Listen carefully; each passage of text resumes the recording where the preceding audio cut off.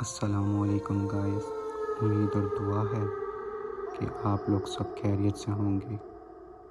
میں ہوں محمد عمر اور یہ ہے آپ کا اپنا چینل ریئل ہانٹیڈ کہانیاں، جہاں میں آپ لوگوں کی بتائی ہوئی سچی اور پراسرار کہانیاں سناؤں گا۔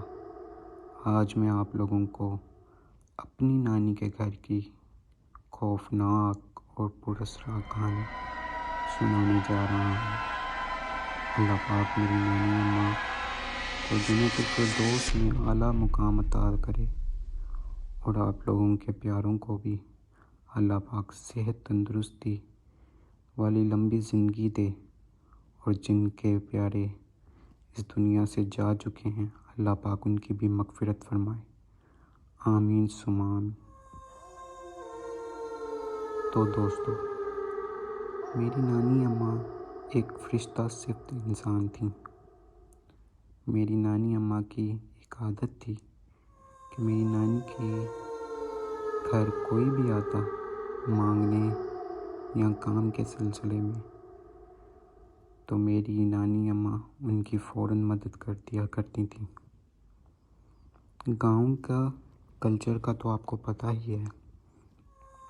میرے نانا ابو گاؤں میں بہت زیادہ ان کی عزت کی جاتی تھی۔ میری نانا ابو کے پاس لوگ اپنے گھر کے فیصلے یا کوئی بھی مسئلہ ہوتا تو میرے نانا ابو کے پاس آتے تھے اپنے فیصلے کروانے کے لیے۔ ایک بار ایسے ہی ایک عورت میری نانی ماں کے پاس آئی اور بولی کہ مجھے کام کی ضرورت ہے اور میرے پاس کھانے کے لیے پیسے بھی نہیں ہیں۔ میری نانی اماں سے اس کا یہ دکھ دیکھا نہیں گیا۔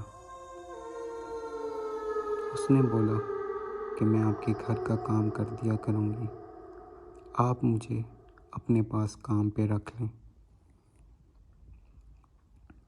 تو میری نانی ماں نے اس کو اپنے گھر کام پہ رکھ لیا اور انہوں نے اس کو اپنے گھر پہ رکھ لیا کام پر۔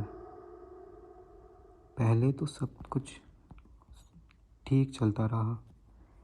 میری نانی ماں بہت خوش تھیں اس کے کام سے،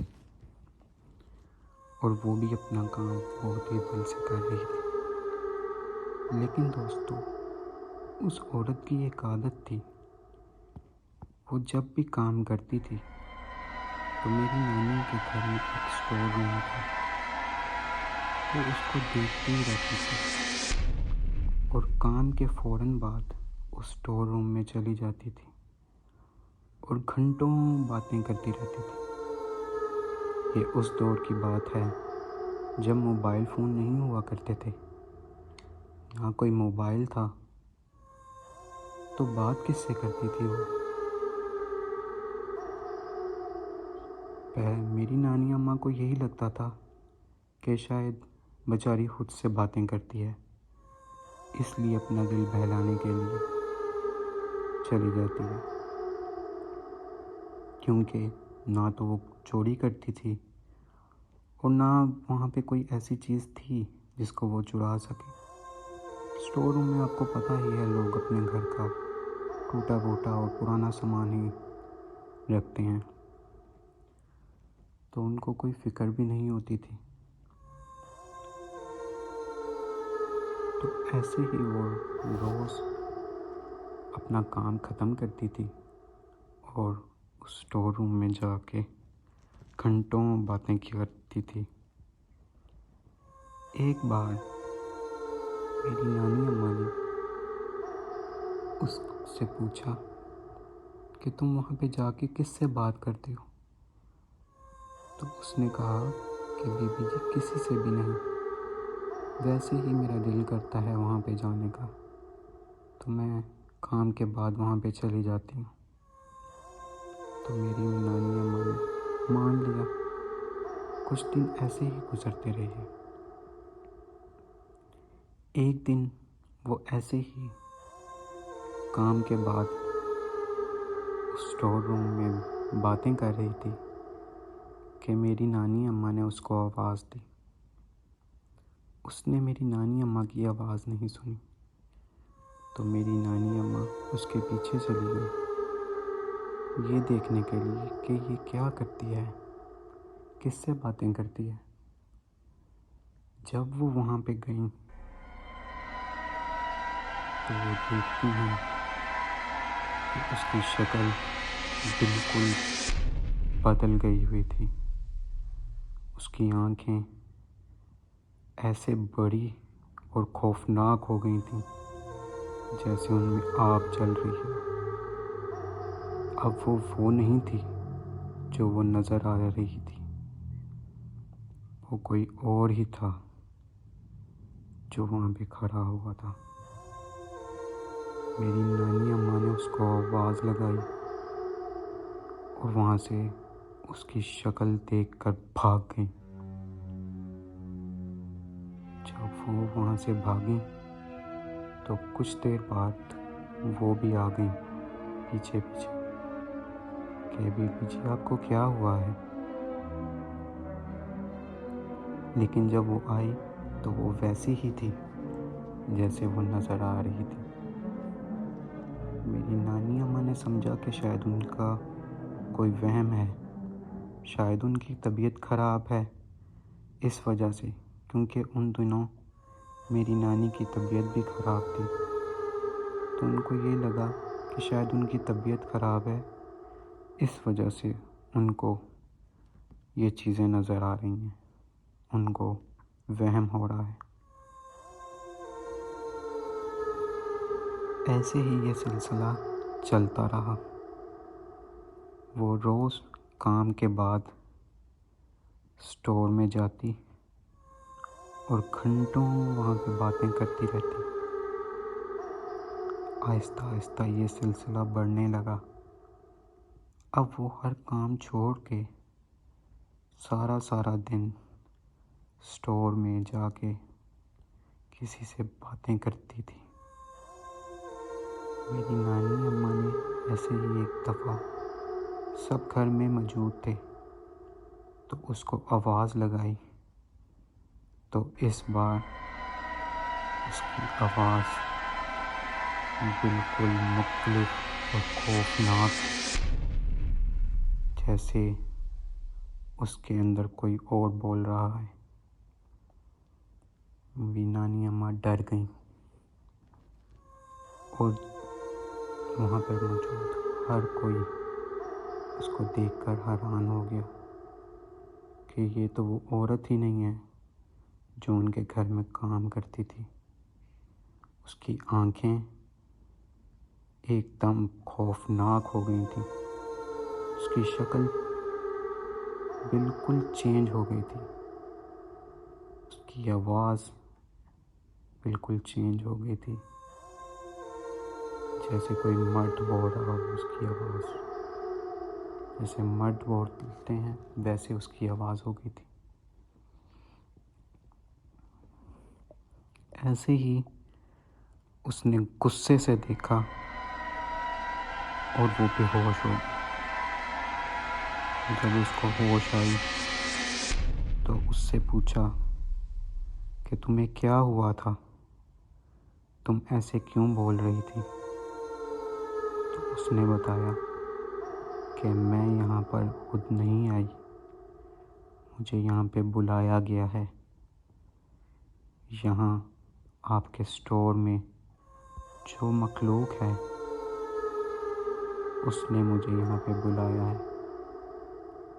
انہوں نے مجھے بولا تھا کہ یہاں پہ آؤ اور یہاں پہ آ کے کام کرو، وہ مجھے پسند کرتے ہیں۔ میری نانی اماں ڈر گئیں۔ اب یہ سلسلہ بہت زیادہ ہونے لگ گیا تھا۔ اب اس عورت پر باقاعدہ حاضری ہونا شروع ہو گئی تھی۔ ایک مخصوص ٹائم تھا جب وہ اپنے کام کر کے اس اسٹور میں جاتی تھی، اسی مخصوص ٹائم پر اب اس پر حاضری ہونا سٹارٹ ہو گئی تھی۔ اس کی آواز بالکل چینج ہو جاتی تھی، اس کی شکل بالکل چینج ہو جاتی تھی۔ وہ 10 لوگوں کا کھانا 1 منٹ میں کھا لیتی تھی۔ وہ پانی پیتی تھی۔ آپ کو پتہ ہے کہ پہلے پرانے لوگ پیالوں میں مٹی یا اسٹیل کے برتن استعمال کرتے تھے، تو وہ اسٹیل کے ایک پیالہ ہوتا تھا، اس میں پانی پیتی تھی۔ ایک دفعہ ایسے ہی اس نے حاضری میں پانی مانگا۔ میری نانی اماں نے ڈرتے ہوئے اس کو پانی پلایا، تو اس نے پیالے کا وہ حال کیا جیسے وہ کاغذ ہو، اس کو ایک دم مروڑ دیا۔ پانی پینے کے بعد اب میری نانی اماں بہت ڈر گئی تھیں۔ میری نانی اماں نے اس سے بولا کہ میرے چھوٹے چھوٹے بچے ہیں، تم یہاں سے چلی جاؤ۔ تو وہ جو بھی چیز تھی ان کے اندر، اس نے مخاطب ہو کے بولا کہ ہم چلے جائیں گے، تمہیں کچھ نہیں کہیں گے، بس تم ہمیں تنگ نہ کرنا، اور نہ ہی کوئی اس عورت کو نکالے گا، اگر نکالو گے تو نقصان پاؤ گے۔ میری نانی اماں پریشان رہنے لگ گئیں، دعائیں کرتی تھیں، پیر بابوں سے بھی بات کی، لیکن کوئی اثر نہیں تھا۔ اس مخلوق نے بولا تھا کہ ہم خود چلے جائیں گے، تو اس عورت کو کوئی بھی نہیں نکالے گا۔ میری نانی اماں نے ان کی بات مانی، اس عورت کو اس طرح رہنے دیا۔ وہ عورت ایسے ہی کرتی تھی، گھر کا سارا کام کیا کرتی تھی، اور بعد میں گھنٹوں اس اسٹور میں جا کے باتیں کیا کرتی تھی۔ ایسے ہی سلسلہ چلتا رہا۔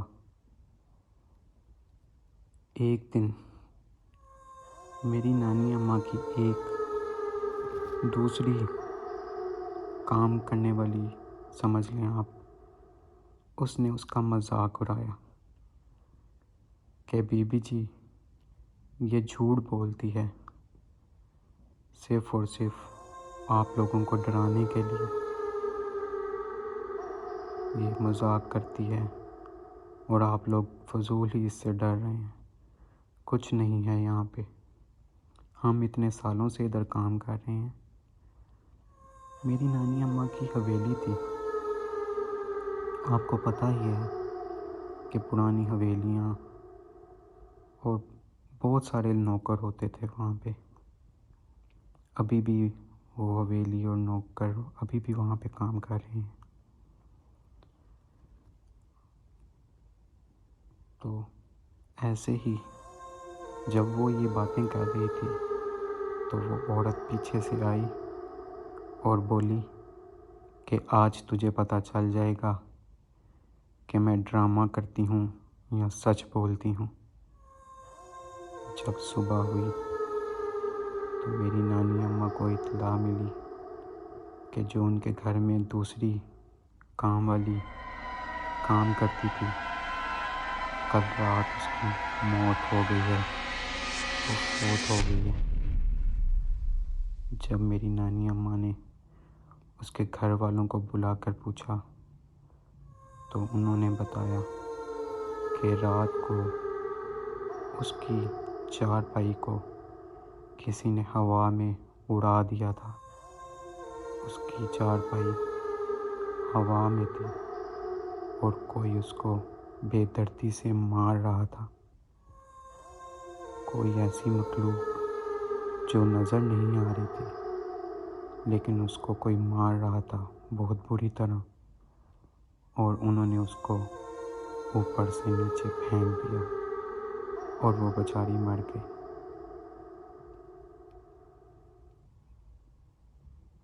ایسے ہی یہ سلسلہ چلتا رہا۔ اور وہ اپنے وعدے کے مطابق میری نانی اماں نے ان سے بہت درخواست کی تھی کہ آپ چلے جائیں یہاں سے، تو وہ اپنے وعدے کے مطابق وہاں سے چلے گئے۔ لیکن اس کے پیچھے میری نانی اماں نے دن رات دعائیں کیں، قرآن خوانیاں کروائیں، بہت عبادت کی، پھر جا کے یہ جان چھوٹی۔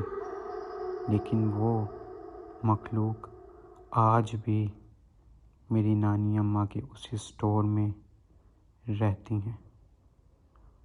آج بھی اس مخلوق کا احساس ان کے گھر میں اسٹور میں ہوتا ہے۔